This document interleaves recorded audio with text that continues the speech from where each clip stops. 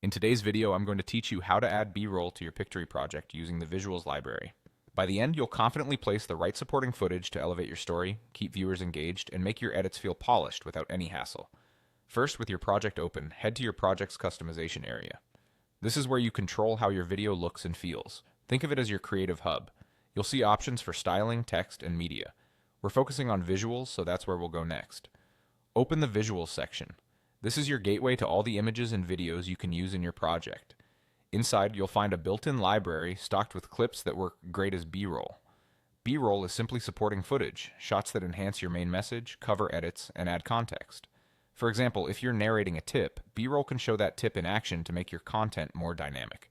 In the library, type a clear keyword or phrase that describes what you want. Be specific to get better matches. Instead of city, try night city skyline or busy downtown crosswalk. If your video has a vertical or widescreen format, choose footage that suits that orientation for a clean, professional look. If you already have your own B-roll, you can upload it right here as well. Just make sure it's high enough quality for your project and that you have the rights to use it.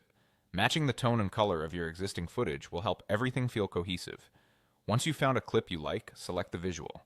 This action attaches the footage to the scene you're working on. Think about narrative flow here. Pick clips that directly support the words on screen or the point you're making in your voiceover. Aim for movement in the frame. Subtle motion often keeps viewers' attention without distracting from your message. Finally, click and you're done. Pictory applies the clip to your scene instantly. You'll see it appear in your project, replacing or filling the background as needed. If it doesn't fit as well as you hoped, simply select a different visual using the same process.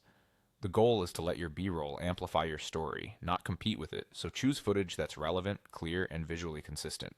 That's all it takes. Move through your scenes, repeat these steps where B-roll adds value, and watch your video come to life with purposeful, professional visuals.